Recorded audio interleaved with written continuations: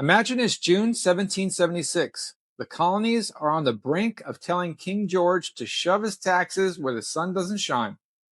But while everyone's buzzing about Philadelphia and that flashy Declaration of Independence on July 4th, Virginia dropped a bombshell 3 weeks earlier on June the 12th that basically handed Thomas Jefferson the cheat codes. Welcome back to History Habits. I'm your host, James Bay, and today we're uncovering the spark of self evident liberty, Virginia's forgotten Declaration of Rights. This bad boy didn't just declare independence, it lit the philosophical fire for individual sovereignty that still burns today. And joining me, as always, is my wisecracking, treat obsessed sidekick, the one and only Karma, the AI dog. Karma, what do you think? Ready to fetch some revolutionary truth? Woof!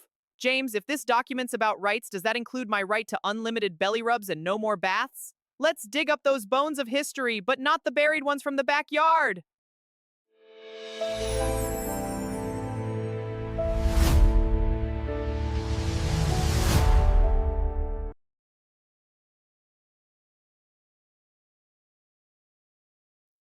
Let's set the stage.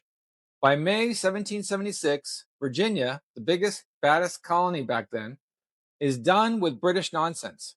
The Fifth Revolutionary Convention in Williamsburg says, time for a new government, but they appoint a committee to draft a Declaration of Rights and a constitution. Enter George Mason, wealthy planner, brilliant thinker, but a total introvert who hated committees more than we hate modern DMV lines. Mason shows up late, takes one look at the oversized committee, over 30 guys, mostly useless, in his words, and basically goes, fine, I'll do it myself, in my room at the Raleigh Tavern. His draft swallowed up all the rest. As Edmund Randolph put it, boom, 16 articles adopted unanimously on June 12, 1776. Mason was like that friend who says, I'll just throw something together, and accidentally writes the blueprint for freedom. Meanwhile, the rest of the committee was probably arguing over who brings the snacks. James, Mason sounds like you when you're editing scripts. Just a quick draft. Woof. But he didn't have a dog to blame for type hops. Pass the treats if I fetch the next fact. Article 1 is the spark that all men by nature equally free and independent and have certain inherent rights, life and liberty, with the means of acquiring and possessing property and pursuing and obtaining happiness and safety. Sound familiar? Jefferson basically paraphrased this for the full Declaration of Independence. It influenced state after state, the U.S. Bill of Rights, even France's Declaration of Rights of Man. Power from the people, right to reform or abolish bad government, separation of powers, jury trials, free press, no cruel punishments. Mason nailed it.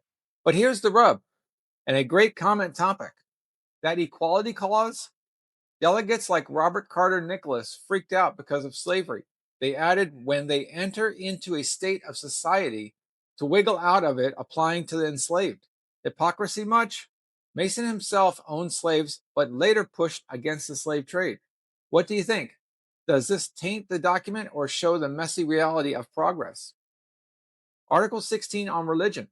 Strong push for free exercise, thanks to young James Madison. No more state church favoritism. Mason was anti-standing armies in peacetime. Tell that to today's bloated defense budget. He'd be barking at Congress like karma at the mailman.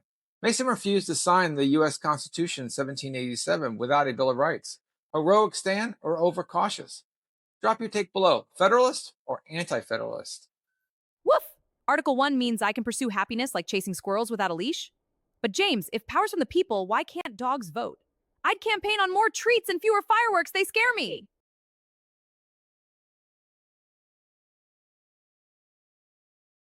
This forgotten document ignited everything. Without Mason's spark, no strong Bill of Rights. It's in Virginia's Constitution to this day. The fire of individual sovereignty, government as servant, not master.